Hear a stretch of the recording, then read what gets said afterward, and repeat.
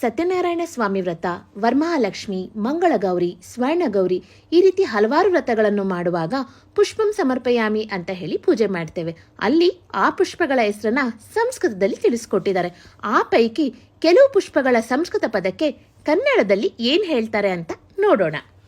ಪದ್ಮಪುಷ್ಪ, ತಾವರೆ, ಕುಮುದ ಪುಷ್ಪ, ನೈದಿಲೆ, ಮಲ್ಲಿಕಾ ಪುಷ್ಪ, ಮಲ್ಲಿಗೆ, ಜಾತಿ ಪುಷ್ಪ, ಜಾಜಿ, ನಂದಾವರ್ತಿ ಪುಷ್ಪ, ನಂದಿ ಬಟ್ಲು, ಪಾರಿಜಾತ ಪುಷ್ಪ, ಪಾರಿಜಾತ, ಪ್ರಿಯದರ್ಶ ಪುಷ್ಪ, ಕನಕಾಂಬರ, ಪಾಟಲ ಪುಷ್ಪ, ಗುಲಾಬಿ ಹೂ, ಹೇಮ ಪುಷ್ಪ, ಬಟನ್ ರೋಸ್, ಕಲ್ಹಾರ ಪುಷ್ಪ, ಬಿಳಿ ರೋಸ್, ಸೇವಂತಿಕಾ ಪುಷ್ಪ, ಸೇವಂತಿಗೆ, ಜಪಾಕುಸುಮ ಪುಷ್ಪ, ದಾಸವಾಳ, ಪೀತಜಾಪ ಪುಷ್ಪ, ಹಳದಿ ದಾಸವಾಳ, ಕುಂದಜಾಪ ಪುಷ್ಪ, ಬಿಳಿ ದಾಸವಾಳ, ರುದ್ರ ಪುಷ್ಪ, ಕೆಂಪು ದಾಸವಾಳ, ಗಂಧರಾಜ ಪುಷ್ಪ, ಸುಗಂಧರಾಜ, ಅಶೋಕ ಪುಷ್ಪ, ಕೇಪಳ ಹೂ, ಬ್ರಹ್ಮಾಂಡ ಪುಷ್ಪ, ಕಾಸ್ಮೋಸ್ ಹೂ, ಸದಾ ಪುಷ್ಪ, ನಿತ್ಯ ಪುಷ್ಪ, ನಿತ್ಯ ಪುಷ್ಪ, ಬಿಳಿ ಸದಾ ಪುಷ್ಪ, ಕರ್ಣಕುಂಡಲ ಪುಷ್ಪ, ಗೌರಿ ಹೂ, ರಕ್ತ ಪುಷ್ಪ, ಕೆಂಪು ಗಣಗಲೆ, ಶತಕುಂಭ ಪುಷ್ಪ, ಪಿಂಕ್ ಗಣಗಲೆ, ಅಶ್ವಮಾಲಾ ಪುಷ್ಪ, ಬಿಳಿ ಗಣಗಲೆ, ಅಗ್ನಿಶಿಖಾ ಪುಷ್ಪ, ಅಕ್ಕ ತಂಗಿ ಹೂ, ಮಂದಾರ ಪುಷ್ಪ, ಮಂದಾರ, ನಾಗಕೇಸರಿ ಪುಷ್ಪ, ನಾಗಲಿಂಗ, ಸೌಗಂಧಿಕಾ ಪುಷ್ಪ, ಸುಗಂಧಿನಿ, ದ್ರೋಣ ಪುಷ್ಪ, ತುಂಬೆ, ಕರವೀರ ಪುಷ್ಪ, ಹಳದಿ ಕರವೀರ, ಸೂರ್ಯಶಿಖರ ಪುಷ್ಪ, ಬಿಳಿ ಕರವೀರ, ಗಿರಿಕರ್ಣಿಕಾ ಪುಷ್ಪ, ನೀಲಿ ಶಂಖ ಪುಷ್ಪ, ಧೂಮ್ರಕರ್ಣಿಕಾ ಪುಷ್ಪ, ಬೂದು ಶಂಖ ಪುಷ್ಪ, ಶ್ವೇತಗವಾಕ್ಷ,